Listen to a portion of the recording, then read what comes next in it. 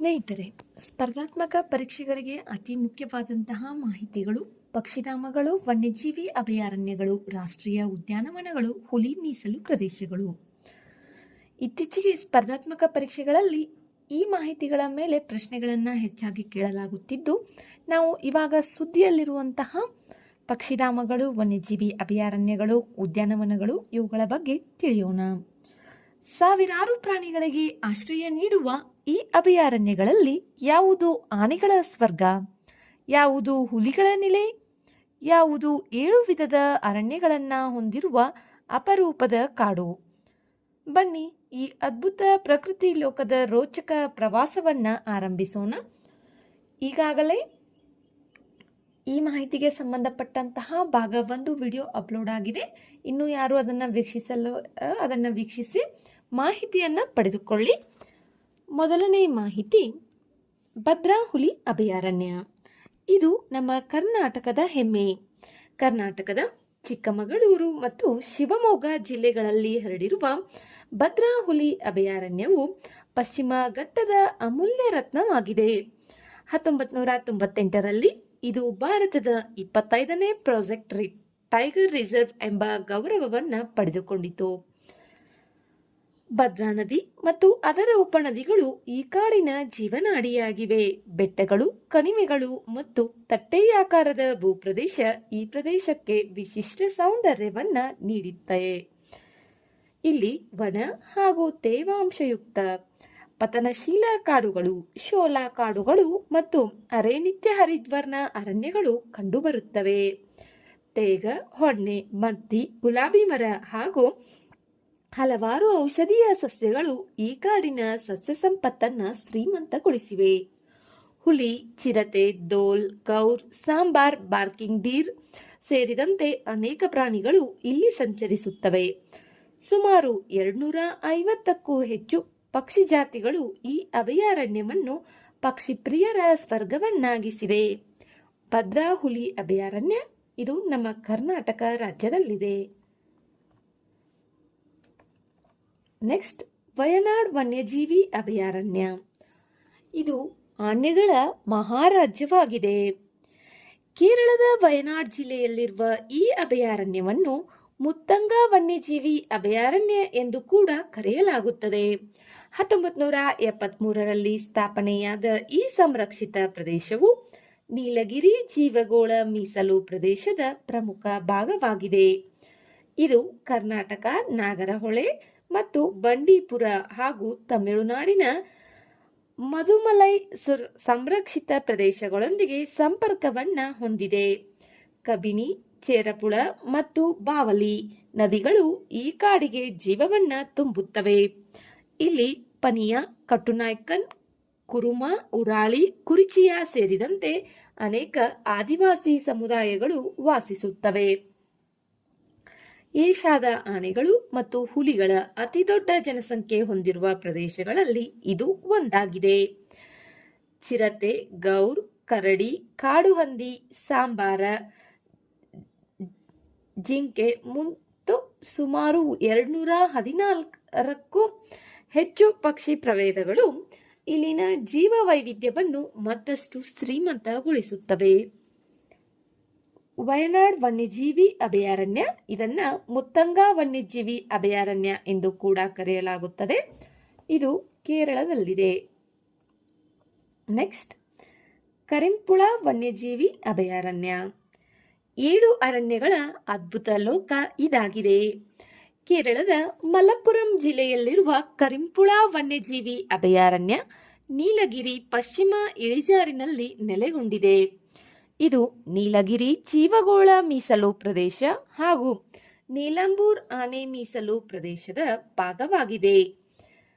ಏನು ಈ ಅಭಯಾರಣ್ಯದ ವಿಶೇಷತೆ? ಈ ಅಭಯಾರಣ್ಯದಲ್ಲಿ 7 ವಿಧದ ಅರಣ್ಯಗಳು ಇಲ್ಲಿ ಕಾಣಸಿಗುತ್ತವೆ. ಆದ ಕಾರಣ ಇದು ವಿಶೇಷವಾಗಿದೆ. 40 ಮೀಟರ್ನಿಂದ 2550 ಮೀಟರ್ ವರೆಗೆ ಬದಲಾಗುವ ಎತ್ತರವು ಇಲ್ಲಿನ ಜೀವವೈವಿಧ್ಯವನ್ನ ಅತ್ಯಂತ ಸಮೃದ್ಧಗೊಳಿಸಿದೆ. ಇಲ್ಲಿ ವಾಸಿಸುವ ಚೋಳನಾಯಕರು ಎಂಬ ವಿಶೇಷವಾಗಿ ದುರ್ಬಲ ಬುಡಕಟ್ಟು ಗುಂಪು ಈ ಕಾಡಿನ ಸಾಂಸ್ಕೃತಿಕ ಪರಂಪರೆಯನ್ನು ಪ್ರತಿಬಿಂಬಿಸುತ್ತದೆ. ನೀಲಗಿರಿ ತಹರ್ ಸಿಂಹಬಾಲದ ಮಕಾಕ, ಹುಲಿ, ಆನೆ, ಚಿರತೆ, ಗೌರ್ ಮತ್ತು 150ಕ್ಕೂ ಹೆಚ್ಚು ಪಕ್ಷಿ ಜಾತಿಗಳು ಈ ಕಾಡಿನ ಹೆಮ್ಮೆಯಾಗಿವೆ.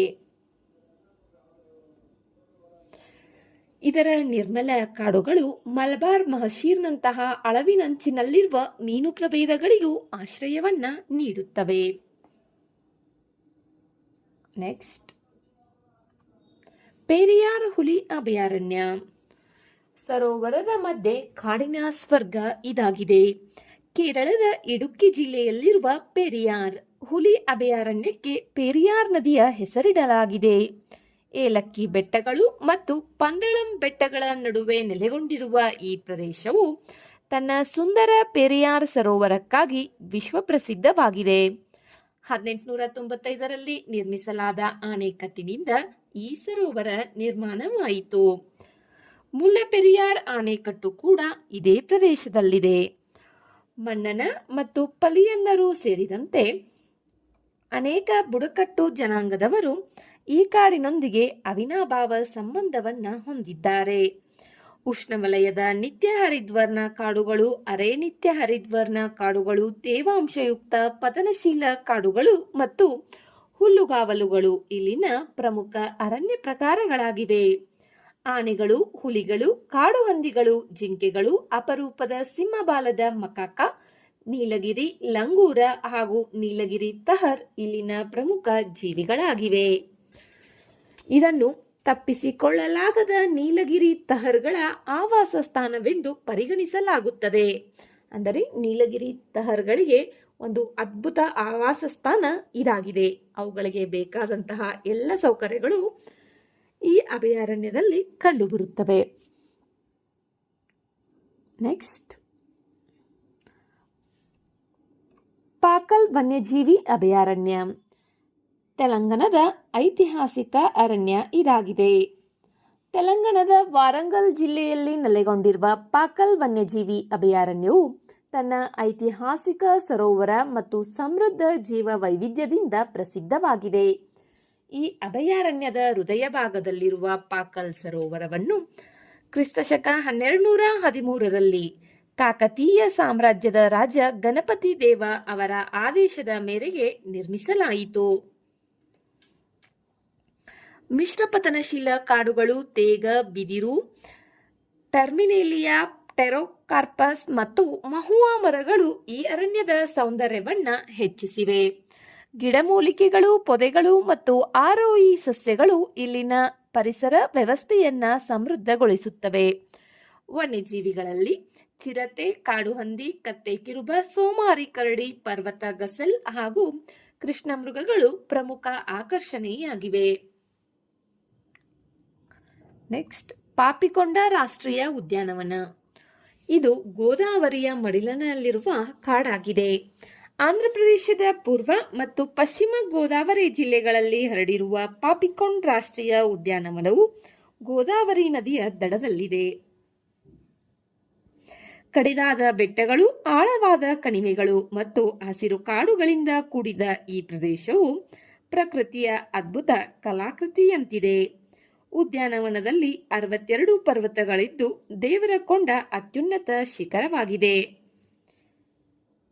ಬರ್ಡ್ ಲೈಫ್ ಇಂಟರ್ನ್ಯಾಷನಲ್ ಈ ಪ್ರದೇಶವನ್ನು ಪ್ರಮುಖ ಪಕ್ಷಿ ಮತ್ತು ಜೀವ ವೈವಿಧ್ಯ ಪ್ರದೇಶವೆಂದು ಗುರುತಿಸಿದೆ. ತೇಗ, ಶ್ರೀಗಂಧ, ರೋಸ್ವುಡ್, ಬಿದಿರು, ಸಾಲ ಮತ್ತು ಮಹುವಾ ಮರಗಳು ಇಲ್ಲಿ ಹೇರಳವಾಗಿ ಬೆಳೆಯುತ್ತವೆ.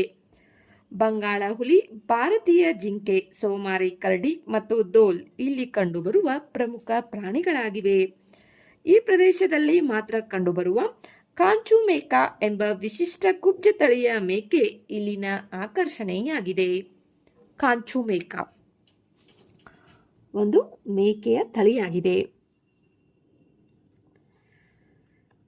ನೆಕ್ಸ್ಟ್, ಕೊಲ್ಲೇರು ವನ್ಯಜೀವಿ ಅಭಯಾರಣ್ಯ. ಇದನ್ನ ಕೊಲ್ಲೇರು, ಕೊಳ್ಳೇರು ಎರಡು ರೀತಿ ಪ್ರೊನೌನ್ಸ್ ಮಾಡಬಹುದಾಗಿದೆ.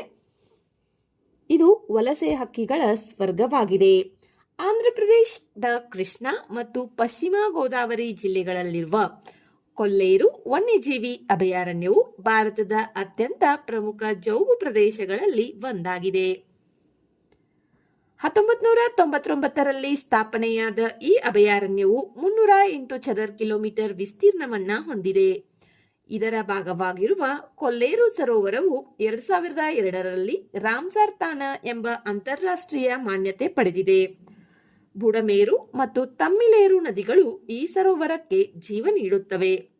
ಇದು ಸಾವಿರಾರು ವಲಸೆ ಹಕ್ಕಿಗಳಿಗೆ ವಿಶ್ರಾಂತಿ ಹಾಗೂ ಸಂತಾನೋತ್ಪತ್ತಿಯ ಸುರಕ್ಷಿತ ತಾಣವಾಗಿದೆ. 150ಕ್ಕೂ ಹೆಚ್ಚು ಸ್ಥಳೀಯ ಮತ್ತು ವಲಸೆ ಪಕ್ಷಿ ಜಾತಿಗಳು ಇಲ್ಲಿ ದಾಖಲಾಗಿದ್ದು, ಬೆಳ್ಳಕ್ಕಿ, ಹೆರಾನ್, ಮಿಂಚುಳ್ಳಿ ಸೇರಿದಂತೆ ಅನೇಕ ಅಪರೂಪದ ಪಕ್ಷಿಗಳು ಇಲ್ಲಿ ಕಂಡುಬರುತ್ತವೆ. ನೆಕ್ಸ್ಟ್, ಧೋಲ್ಪುರ್ ಕರೌಲಿ ಹುಲಿ ಸಂರಕ್ಷಿತ ಪ್ರದೇಶ. ರಾಜಸ್ಥಾನದ ಹೊಸ ಹುಲಿ ಸಾಮ್ರಾಜ್ಯ ಇದಾಗಿದೆ. ರಾಜಸ್ಥಾನದ ಧೋಲ್ಪುರ್ ಮತ್ತು ಕರೌಲಿ ಜಿಲ್ಲೆಗಳಲ್ಲಿ ವ್ಯಾಪಿಸಿರುವ ಈ ಹುಲಿ ಸಂರಕ್ಷಿತ ಪ್ರದೇಶವನ್ನು 2023ರಲ್ಲಿ ಅಧಿಕೃತವಾಗಿ ಘೋಷಿಸಲಾಯಿತು. ಇದು ರಾಜಸ್ಥಾನದ 5ನೇ ಹಾಗೂ ಭಾರತದ 54ನೇ ಹುಲಿ ಮೀಸಲು ಪ್ರದೇಶವಾಗಿದೆ. ಪಶ್ಚಿಮದಲ್ಲಿ ರಣತಂಬೋರ್ ಹುಲಿ ಮೀಸಲು ಪ್ರದೇಶ ಮತ್ತು ಪೂರ್ವದಲ್ಲಿ ಚಂಬಲ್ ನದಿಯೊಂದಿಗೆ ಈ ಪ್ರದೇಶ ಸಂಪರ್ಕ ಹೊಂದಿದೆ. ಅರಾವಳಿ ಮತ್ತು ವಿಂಧ್ಯ ಪರ್ವತ ಶ್ರೇಣಿಗಳ ಅಲೆಗಳ ಪ್ರಸ್ಥಭೂಮಿಗಳು, ಕಂದರುಗಳು ಮತ್ತು ಒಣಪತನಶೀಲ ಕಾಡುಗಳು ಇದರ ಪ್ರಮುಖ ಲಕ್ಷಣಗಳಾಗಿವೆ. ದೋಕ್, ಕೈರ್ ಮತ್ತು ಟೆಂಡು ಮರಗಳು ಇಲ್ಲಿ ಹೆಚ್ಚಾಗಿ ಕಂಡುಬರುತ್ತವೆ. ಹುಲಿ, ಚಿರತೆ, ಕರಡಿ, ಭಾರತೀಯ ತೋಳ, ಪಟ್ಟೆಕತ್ತೆ ಕಿರುಬ, ಸಾಂಬಾರ, ನೀಲಗೈ, ಚಿಂಕಾರ, ಕಾಡುಹಂದಿ ಸೇರಿದಂತೆ ಅನೇಕ ಪ್ರಾಣಿಗಳು ಇಲ್ಲಿ ವಾಸಿಸುತ್ತವೆ. 250ಕ್ಕೂ ಹೆಚ್ಚು ಜಾತಿಯ ಪಕ್ಷಿಗಳು ಈ ಪ್ರದೇಶದ ಜೀವ ವೈವಿಧ್ಯವನ್ನು ಮತ್ತಷ್ಟು ಸಮೃದ್ಧಗೊಳಿಸಿವೆ. ನೆಕ್ಸ್ಟ್, ನಲ್ ಸರೋವರ್ ಪಕ್ಷಿಧಾಮ. ಇದು ಕೂಡ ವಲಸೆ ಹಕ್ಕಿಗಳಿಗೆ ಸ್ವರ್ಗವಾಗಿದೆ. ನಲ್ ಸರೋವರ ಎಂದರೆ ಟ್ಯಾಪ್ ಲೇಕ್ ಎಂದರ್ಥ. ಗುಜರಾತ್ನ ಅಹಮದಾಬಾದ್ನಿಂದ ಸುಮಾರು 64 ಕಿಲೋಮೀಟರ್ ದೂರದಲ್ಲಿರುವ ನಲ್ ಸರೋವರ್ ಪಕ್ಷಿಧಾಮ ಭಾರತದ ಪ್ರಮುಖ ಜೌಗು ಪ್ರದೇಶಗಳಲ್ಲಿ ಒಂದಾಗಿದೆ. 36 ದ್ವೀಪಗಳಿಂದ ಕೂಡಿರುವ ಈ ನೈಸರ್ಗಿಕ ಆಳವಿಲ್ಲದ ಸರೋವರವು 120.82 ಚದರ್ ಕಿಲೋಮೀಟರ್ ವಿಸ್ತೀರ್ಣದಲ್ಲಿ ಹರಡಿಕೊಂಡಿದೆ. 15ನೇ ಶತಮಾನದಲ್ಲಿ ಸಬರಮತಿ ನದಿಗೆ ಚೆಕ್ ಅಣೆಕಟ್ಟು ನಿರ್ಮಾಣವಾದ ನಂತರ ಈ ಸರೋವರ ರೂಪುಗೊಂಡಿತು. 1969ರಲ್ಲಿ ಗುಜರಾತ್ ಸರ್ಕಾರ ಇದನ್ನು ಪಕ್ಷಿಧಾಮವೆಂದು ಘೋಷಿಸಿತು ಹಾಗೂ 2012ರಲ್ಲಿ ರಾಮ್ಸರ್ ತಾಣ ಎಂಬ ಅಂತಾರಾಷ್ಟ್ರೀಯ ಮಾನ್ಯತೆಯನ್ನು ಪಡೆದುಕೊಂಡಿತು. ಭಾರತದಲ್ಲಿ ಪ್ರಸ್ತುತ ಎಷ್ಟು ರಾಮ್ಸರ್ ತಾಣಗಳಿವೆ ಎಂಬುದನ್ನು ಕಮೆಂಟ್ನಲ್ಲಿ ತಿಳಿಸಿ. 48 ಜಾತಿಯ ಪಾಚಿಗಳು, 72 ಜಾತಿಯ ಹೂ ಬಿಡುವ ಸಸ್ಯಗಳು ಮತ್ತು ಪೀಲು ಮರಗಳು ಇಲ್ಲಿನ ಪ್ರಮುಖ ಸಸ್ಯ ಸಂಪತ್ತಾಗಿದೆ. ಪ್ರತಿ ಚಳಿಗಾಲದಲ್ಲಿ ಯುರೋಪ್ ಮತ್ತು ಸೈಬೀರಿಯಾದಿಂದ ಸಾವಿರಾರು ವಲಸೆ ಹಕ್ಕಿಗಳು ಇಲ್ಲಿ ಆಗಮಿಸುತ್ತವೆ. 250ಕ್ಕೂ ಹೆಚ್ಚು ಪಕ್ಷಿ ಜಾತಿಗಳಲ್ಲಿ ಪೆಲಿಕನ್, ಬಾತುಕೋಳಿ, ಹೆರಾನ್, ಕೊಕ್ಕರೆ ಮುಂತಾದ ಪಕ್ಷಿಗಳು ಇಲ್ಲಿನ ವಿಶೇಷ ಆಕರ್ಷಣೆಯಾಗಿವೆ. ಇದರ ದಕ್ಷಿಣ ಭಾಗದಲ್ಲಿ ಕಾಡು ಕತ್ತೆಗಳು, ಭಾರತೀಯ ನರಿ, ತೋಳ, ಮುಂಗುಸಿ ಹಾಗೂ ಕಾಡು ಬೆಕ್ಕುಗಳನ್ನು ಇಲ್ಲಿ ಕಾಣಬಹುದು. ನೆಕ್ಸ್ಟ್, ಮೇಹಾವೋ ವನ್ಯಜೀವಿ ಅಭಯಾರಣ್ಯ. ಮೋಡಗಳ ನಡುವೆ ಪ್ರಕೃತಿಯ ಸ್ವರ್ಗ. ಅರುಣಾಚಲ್ ಪ್ರದೇಶದಲ್ಲಿರುವ ಮೇಹಾವೋ ವನ್ಯಜೀವಿ ಅಭಯಾರಣ್ಯ ತನ್ನ ಸುಂದರ ಮೇಹಾವೋ ಸರೋವರಕ್ಕಾಗಿ ಪ್ರಸಿದ್ಧವಾಗಿದೆ. 400 ಮೀಟರ್ನಿಂದ 3560 ಮೀಟರ್ ಎತ್ತರದವರೆಗೆ ವ್ಯಾಪಿಸಿರುವ ಈ ಪ್ರದೇಶವು ಗುಡ್ಡಗಾಡು ಭೂದೃಶ್ಯವನ್ನ ಹೊಂದಿದೆ. ಅಶುಪಾನಿ, ದಿಯೋಪಾನಿ, ಎಂಜೋಪಾನ್, ದೀಪು ಮತ್ತು ಜೋವೆ ನದಿಗಳು ಈ ಕಾಡಿಗೆ ಜೀವವನ್ನ ತುಂಬುತ್ತವೆ. ಉಷ್ಣವಲಯದ ನಿತ್ಯ ಹರಿದ್ವರ್ಣ ಕಾಡುಗಳಿಂದ ಹಿಡಿದು ಸಮಶೀತೋಷ್ಣ ಕೋನಿಫರ್ ಅರಣ್ಯಗಳವರೆಗೆ 4 ವಿಭಿನ್ನ ಅರಣ್ಯ ಪ್ರಕಾರಗಳು ಇಲ್ಲಿ ಕಂಡುಬರುತ್ತವೆ. ಹಾಲೋಕ್, ಕೋಕನ್, ಸಿಮುಲ ಹಾಗೂ ಹೇರಳವಾದ ಬಿದಿರು ಇಲ್ಲಿನ ಪ್ರಮುಖ ಸಸ್ಯಗಳಾಗಿವೆ. ಅಪರೂಪದ ಮಿಶ್ಮಿಟಿಟ ಔಷಧೀಯ ಸಸ್ಯವು ಇಲ್ಲಿನ ವಿಶೇಷತೆಯಾಗಿದೆ. ಮೋಡದ ಚಿರತೆ, ಅಮೃತ ಶಿಲೆಯ ಬೆಕ್ಕು, ಹಿಮಾಲಯನ್ ಕಪ್ಪು ಕರಡಿ ಮತ್ತು ಅಪರೂಪದ ಕೆಂಪು ಪಾಂಡ ಈ ಕಾಡಿನ ಹೆಮ್ಮೆಯ ಜೀವಿಗಳಾಗಿವೆ. ನೆಕ್ಸ್ಟ್, ವೀರಾಂಗನ ದುರ್ಗಾವತಿ ಹುಲಿ ಸಂರಕ್ಷಿತ ಪ್ರದೇಶ. ಶೌರ್ಯ ಮತ್ತು ಸಂರಕ್ಷಣೆಯ ಸಂಗಮ ಇದಾಗಿದೆ. ಮಧ್ಯಪ್ರದೇಶದಲ್ಲಿರುವ ವೀರಾಂಗನ ದುರ್ಗಾವತಿ ಹುಲಿ ಸಂರಕ್ಷಿತ ಪ್ರದೇಶ ರಾಜ್ಯದ 7ನೇ ಹುಲಿ ಮೀಸಲು ಪ್ರದೇಶವಾಗಿದೆ. ಇದು ನೌರದೇಹಿ ಮತ್ತು ದುರ್ಗಾವತಿ ವನ್ಯಜೀವಿ ಅಭಯಾರಣ್ಯಗಳ ಭಾಗಗಳನ್ನು ಒಳಗೊಂಡಿದೆ. ಗೋಂಡಿ ಸಮುದಾಯದ ಶೂರರಾಣಿ ದುರ್ಗಾವತಿ ಅವರ ಸ್ಮರಣಾರ್ಥ ಈ ಮೀಸಲು ಪ್ರದೇಶಕ್ಕೆ ಈ ಹೆಸರನ್ನ ಇಡಲಾಗಿದೆ. ಬೆಟ್ಟಗಳು, ಕಣಿವೆಗಳು, ಜಲಪಾತಗಳು, ಹುಲ್ಲುಗಾವಲುಗಳು ಮತ್ತು ನದಿಗಳಿಂದ ಕೂಡಿರುವ ಈ ಪ್ರದೇಶವು ನರ್ಮದಾ ಮತ್ತು ಯಮುನಾ ಜಲಾನಯನ ಪ್ರದೇಶಗಳವರೆಗೆ ಹರಡಿದೆ. ಇಲ್ಲಿರುವ ಸಿಂಗೋರ್ಗಢ್ ಕೋಟೆ ಮತ್ತು ಈ ಪ್ರದೇಶದ ಐತಿಹಾಸಿಕ ಮಹತ್ವವನ್ನು ಹೆಚ್ಚಿಸುತ್ತವೆ. ತೇಗ, ಸಾಜಾ, ದೋರ್ಕಾ, ಬೇರ್ ಹಾಗೂ ಆಮ್ಲ ಮರಗಳು ಇಲ್ಲಿನ ಪ್ರಮುಖ ಸಸ್ಯವರ್ಗಗಳಾಗಿವೆ. ಹುಲಿ, ಚಿರತೆ, ತೋಳ, ನೀಲಗೈ, ಚಿಂಕಾರ, ಕಪ್ಪುಬಕ್, ಸಾಂಬಾರ ಮತ್ತು ಬಾರ್ಕಿಂಗ್ ಜಿಂಕೆಗಳು ಇಲ್ಲಿನ ಪ್ರಮುಖ ವನ್ಯಜೀವಿಗಳಾಗಿವೆ. ಅತ್ಯಂತ ಅಪರೂಪದ ವೈಟ್ ಟ್ರಂಪ್ಡ್ ರಣಹದ್ದು ಮತ್ತು ಇಂಡಿಯನ್ ರಣಹದ್ದುಗಳಿಗೆ ಇದು ಸುರಕ್ಷಿತ ಆಶ್ರಯವಾಗಿದೆ. ಕರ್ನಾಟಕದಲ್ಲಿರುವಂತಹ ರಣಹದ್ದುಗಳ ಸಂರಕ್ಷಿತ ಪ್ರದೇಶ, ರಣಹದ್ದುಗಳಿಗೆ ಅತ್ಯಂತ ಪ್ರಿಯವಾದ ಪ್ರದೇಶ ಯಾವುದು? ಕಮೆಂಟ್ನಲ್ಲಿ ತಿಳಿಸಿ. ನೆಕ್ಸ್ಟ್, ಬಾಂಧವ್ಗಢ್ ಹುಲಿ ಅಭಯಾರಣ್ಯ.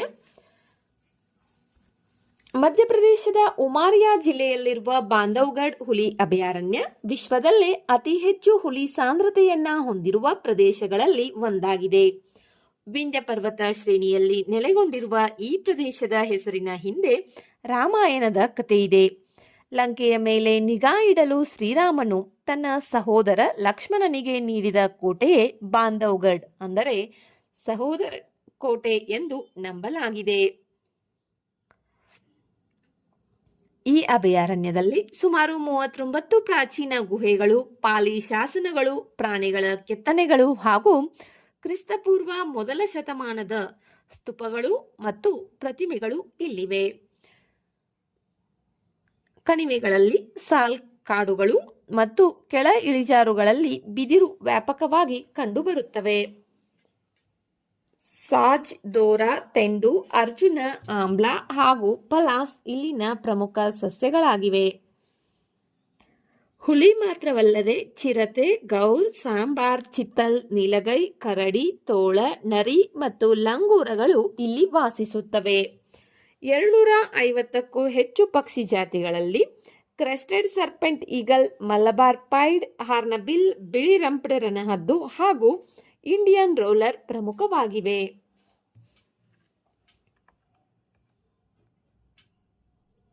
ನೆಕ್ಸ್ಟ್, ಸಹ್ಯಾದ್ರಿ ಹುಲಿ ಅಭಯಾರಣ್ಯ. ಮಹಾರಾಷ್ಟ್ರದ ಪಶ್ಚಿಮ ಘಟ್ಟದ ಹುಲಿಗಳ ನೆಲೆ. ಪಶ್ಚಿಮ ಘಟ್ಟಗಳು ಯಾವ ಯಾವ ರಾಜ್ಯಗಳಲ್ಲಿ ಆವರಿಸಿವೆ ಎಂಬುದನ್ನು ಕಮೆಂಟ್ನಲ್ಲಿ ತಿಳಿಸಿ. ನೀವು ಕಮೆಂಟ್ ಮಾಡುವುದರ ಮೂಲಕ ನಿಮ್ಮ ರೀಕಾಲಿಂಗ್ ಆಗಿರಬಹುದು ಮತ್ತು ಟೈಪ್ ಮಾಡುವುದರ ಮೂಲಕ ನಿಮ್ಮ ನೆನಪಿನ ಶಕ್ತಿ ಇನ್ನೂ ಹೆಚ್ಚಾಗುತ್ತದೆ. ಆದ ಕಾರಣ ನಾನು ಕಮೆಂಟ್ ಮಾಡಿ ಹೇಳ್ತಾ ಇರ್ತೀನಿ. ಇದು ಒಂಥರ ನಿಮಗೆ ರಿವಿಷನ್ ಆಗುತ್ತೆ ಅಷ್ಟೇ.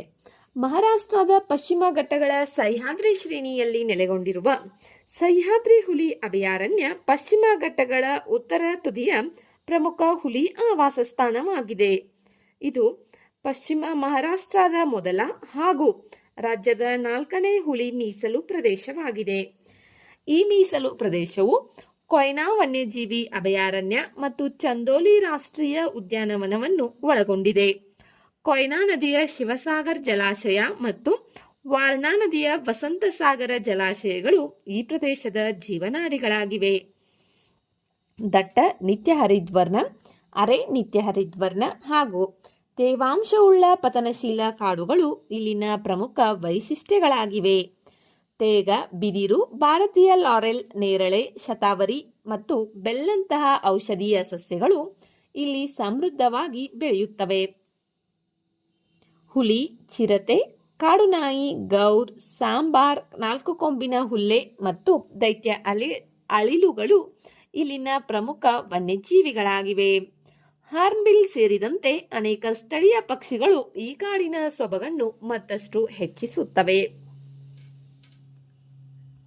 ನೆಕ್ಸ್ಟ್, ಹೊಲ್ಲಂಗೊಪ್ಪರ್ ಗಿಬ್ಬನ್ ವನ್ಯಜೀವಿ ಅಭಯಾರಣ್ಯ. ಗಿಬ್ಬನ್ಗಳ ಏಕೈಕ ಆಶ್ರಯ ತಾಣ ಇದಾಗಿದೆ.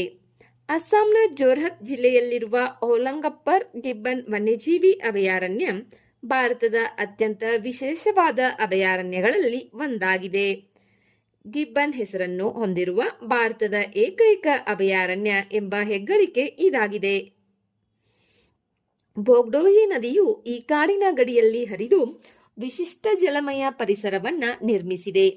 ಹೊಲ್ಲಾಂಗ್ ಮತ್ತು ನಹರ್ ಮರಗಳು ಇಲ್ಲಿನ ದಟ್ಟ ಅರಣ್ಯವನ್ನು ಆವರಿಸಿವೆ.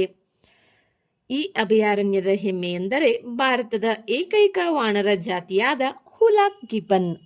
ಇದರ ಜೊತೆಗೆ ಈಶಾನ್ಯ ಭಾರತದ ಏಕೈಕ ರಾತ್ರಿಚರ ಪ್ರೈಮೇಟ್ ಬಂಗಾಳ ನಿದಾನ್ ಲೋರಿಸ್ ಕೂಡ ಇಲ್ಲಿ ವಾಸಿಸುತ್ತದೆ. ಇದರ ಜೊತೆಗೆ ಈಶಾನ್ಯ ಭಾರತದ ಏಕೈಕ ಬಂಗಾಳ ನಿದಾನ್ ಲೋರಿಸ್ ಇಲ್ಲಿ ವಾಸಿಸುತ್ತದೆ. ಭಾರತೀಯ ಆನೆ, ಹುಲಿ, ಚಿರತೆ, ಕಾಡುಬೆಕ್ಕು, ಕಾಡುಹಂದಿ, ಸಿವೆಟ್, ಸ್ಟಂಪ್ ಟೈಲ್ಡ್ ಮಕಾಕ ಹಾಗೂ ಹಂದಿಬಾಲದ ಮಕಾಕಗಳು ಇಲ್ಲಿನ ಪ್ರಮುಖ ಜೀವಿಗಳಾಗಿವೆ.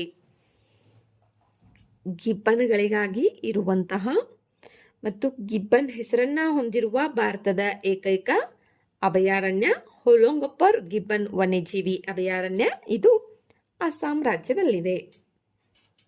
ನೆಕ್ಸ್ಟ್, ಕಪಿಲಾಶ ವನ್ಯಜೀವಿ ಅಭಯಾರಣ್ಯ. ಪ್ರಕೃತಿ ಮತ್ತು ಭಕ್ತಿಯ ಸಂಗಮ ಇದಾಗಿದೆ.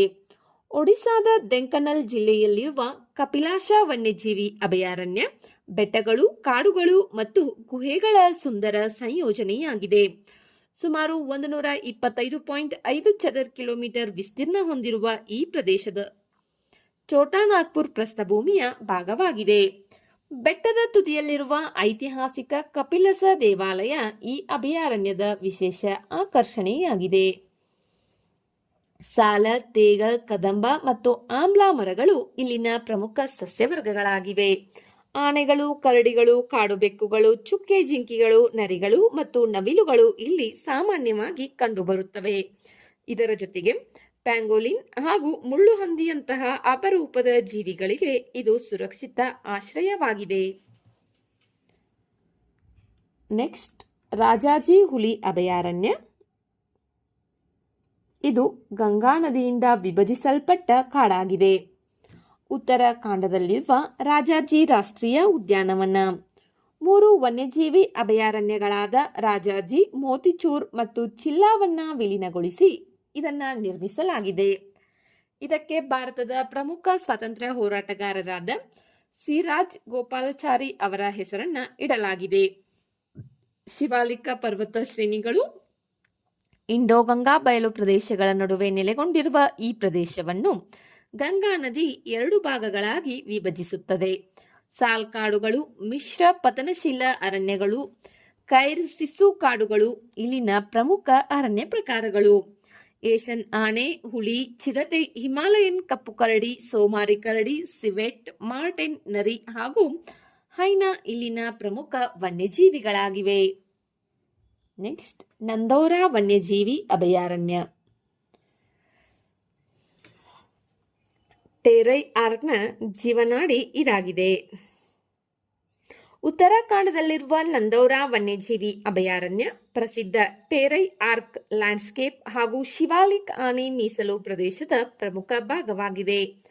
ಇದು ಕಾರ್ಬೆಟ್, ರಾಜಾಜಿ, ಪಿಲಿಭಿತ್ ಮತ್ತು ದುಧ್ವಾ ಪ್ರದೇಶಗಳನ್ನು ನೇಪಾಳದ ಟೇರೈ ಕಾಡುಗಳೊಂದಿಗೆ ಸಂಪರ್ಕಿಸುವ ಪರಿಸರ ಕಾರಿಡಾರ್ ಇದಾಗಿದೆ.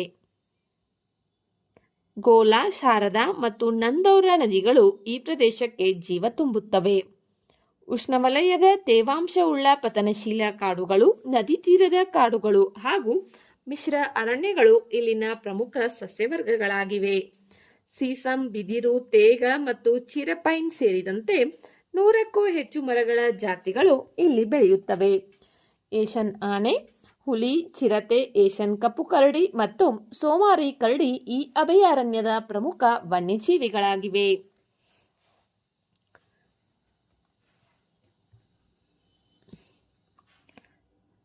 ಸ್ನೇಹಿತರೆ, ಸಹ್ಯಾದ್ರಿಯ ದಟ್ಟಕಾಡುಗಳು, ಹೊಲಂಗೊಪ್ಪರ್ನ ಗಿಬ್ಬನ್ಗಳು, ಕಪಿಲಾಶ್ನ ಐತಿಹಾಸಿಕ ಸೊಬಗು, ರಾಜಾಜಿಯ ಗಂಗಾ ತೀರದ ಅರಣ್ಯಗಳು, ನಂದೋರ್ನ ಟೆರೈ ಪರಿಸರ ವ್ಯವಸ್ಥೆ. ಈ ರೀತಿ ಭಾರತದ ಜೀವ ವೈವಿಧ್ಯ ಅಮೂಲ್ಯ ಪರಂಪರೆಯಾಗಿರುವ ಒಂದಷ್ಟು ಪ್ರದೇಶಗಳ ಬಗ್ಗೆ ನೀವು ಇವಾಗ ತಿಳಿದುಕೊಂಡಿದ್ದೀರಿ. ಈ ಸಂರಕ್ಷಿತ ಪ್ರದೇಶಗಳನ್ನು ಉಳಿಸುವುದು ಪ್ರಕೃತಿಯನ್ನ ಉಳಿಸುವುದಷ್ಟೇ ಅಲ್ಲ, ಮುಂದಿನ ಪೀಳಿಗೆಗೆ ಸಮೃದ್ಧ ಪರಿಸರವನ್ನು ನೀಡುವ ಜವಾಬ್ದಾರಿಯೂ ಆಗಿದೆ. ಇವು ಪರಿಸರದ ದೃಷ್ಟಿಯಿಂದ ನಮಗೆ ಅತಿ ಉಪಯುಕ್ತವಾಗಿವೆ, ಅದೇ ರೀತಿ ಪರೀಕ್ಷೆಯ ದೃಷ್ಟಿಯಿಂದಲೂ ಅತಿ ಉಪಯುಕ್ತವಾಗಿವೆ. UPSC, KPSC, STA, FDA, PC, PSI ಇತರೆ ಎಲ್ಲ ಸ್ಪರ್ಧಾತ್ಮಕ ಪರೀಕ್ಷೆಗಳಿಗೆ ಉಪಯುಕ್ತವಾದ ಇಂತಹ ಪರಿಸರ ಅಧ್ಯಯನ ಮತ್ತು ವನ್ಯಜೀವಿ ಸಂರಕ್ಷಣೆಯ ಸಂಪೂರ್ಣ ಮಾಹಿತಿಗಾಗಿ ನಮ್ಮ ಚಾನೆಲ್ ಅನ್ನು ಈಗಲೇ ಸಬ್ಸ್ಕ್ರೈಬ್ ಮಾಡಿಕೊಳ್ಳಿ. ವಿಡಿಯೋದಲ್ಲಿರುವ ಮಾಹಿತಿ ಇಷ್ಟವಾದರೆ ಲೈಕ್ ಮಾಡಿ, ನಿಮ್ಮ ಸ್ನೇಹಿತರೊಂದಿಗೆ ಶೇರ್ ಮಾಡಿ ಮತ್ತು ಬೆಲ್ ಐಕಾನ್ ಅನ್ನು ಒತ್ತುವುದನ್ನು ಮರೆಯಬೇಡಿ. ಮುಂದಿನ ವಿಡಿಯೋದಲ್ಲಿ ಮತ್ತೊಂದು ಮಹತ್ವದ ವಿಷಯದೊಂದಿಗೆ ಭೇಟಿಯಾಗೋಣ. ಧನ್ಯವಾದಗಳು.